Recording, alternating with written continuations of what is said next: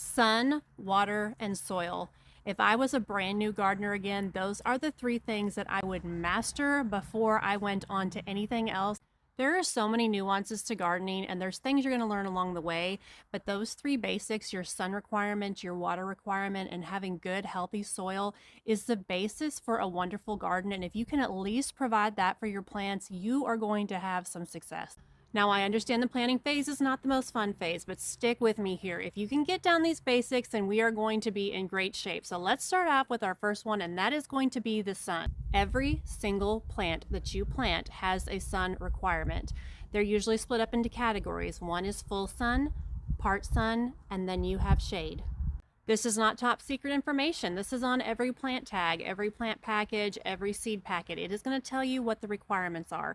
Just to save you a little bit of time, almost anything that is producing, so your vegetables, your fruit, a lot of your herbs, a lot of flowers, actually, they really want full sun. So paying attention to that when you plan out your space is key, because you cannot grow full sun plants in a shady area. When you're starting a new space, you need to know how much sun that gets in the winter and also in the summer. It is the winter right now. We have shorter days. The shading is different. There's no leaves on the trees, so there's places that get sun that in the summer will not. You need to assess those spaces and know how much sun you're getting in your growing season. Now, your growing season is a little different right now. In the winter, back here I have Brussels sprouts, I have some lettuce going, but in the summer, we're going to be switching out our plants. Do not place a garden in a place that you think is best. Do not look at your Pinterest board and think, oh, this would be so dreamy here. Your plants do not care. Your plants need the light that they need. So if you want to have the most fulfilling garden, the most productive garden, then you need to place it in the right conditions, and you need to put like plants together. So if you have a lot of shaded plants, put them in a shadier area. If you have full sun plants, you need to put them in a full sun spot. That is the only way that you are going to let your plants reach their full potential. Let's talk about your water source for a minute. Let's hold hands together and talk about this. You have got to have easy access to water, whether it is a hose, a drip system, Jesus raining down on you every single day. I don't care what it is, but you have got to have a way to get water to your plants. Otherwise, you are going to plant all these beautiful flowers, beautiful vegetables, and then it's going to get hot and you are going to be irritated and not want to go outside because you have no way to get water. You're hauling buckets, you've got a water can, not ideal. You need to make sure you have access to water. It may be as easy as just buying a longer hose. You also need to think about how you're going to pull that water through your rows. Back here I have rows. I have a specific way that I walk around here with my hose. I have hose guides so that they don't kill my plants as I'm walking by.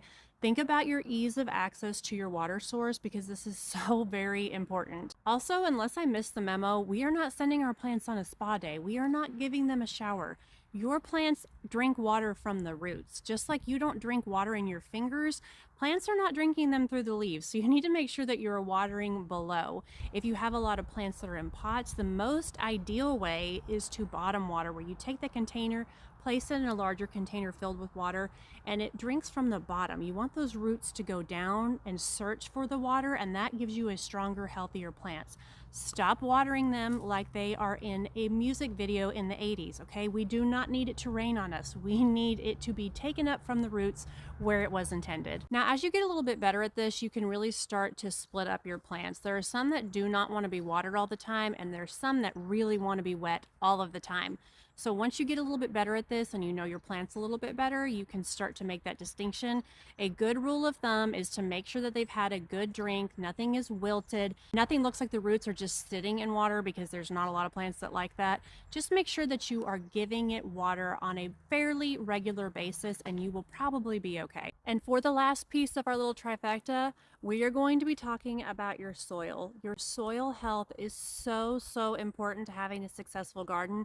If you can get this part down and keep healthy soil, you really don't need to do a whole lot more for your plants. I realize it looks like a disaster behind me. Again, it is January. This is not going to look like this when we start gardening together. First of all, we are not going to do any kind of soil shaming. If you can only access the stuff that your local big box store has, your local nursery, if all you have access to are the ones that are on sale, then go get that soil. Your soil is something that you are going to find so much controversy over. What kind of soil should you use? Should it be from the store? Should it be a mix that you make of your own? Should it have fertilizer in it already?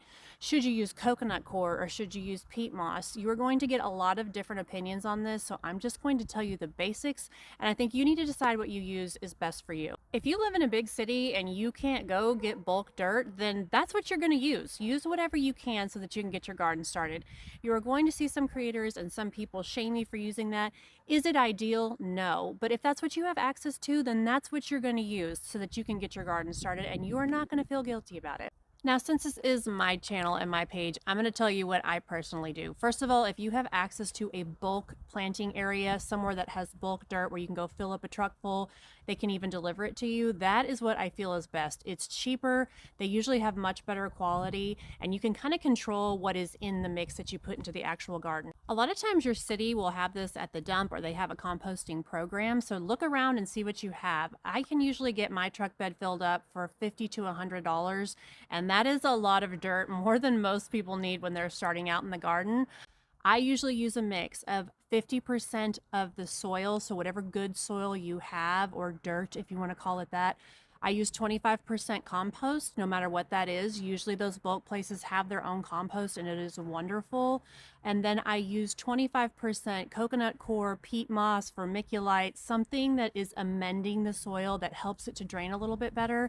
And over 15 years, I have perfected this a bit, but it has done very well for me, and I don't use a lot of fertilizer in my garden. Now, these are not exact perfect ratios, it's just to give you an idea. There are thousands of videos out there of people talking about soil health. You can follow and decide to do whatever you want. That is what works very well for me. It has worked well for years, and that's kind of what I stick to. I hope this video was helpful for you guys. Study up on these three things. They're so important in the garden, and they're things that get missed a lot, and you want to set yourself up for complete success and not failure. Make sure you have good sun, make sure you can get water to it, and make sure that you're creating a good, healthy microbiome with that soil, and you are well on your way to having a successful garden.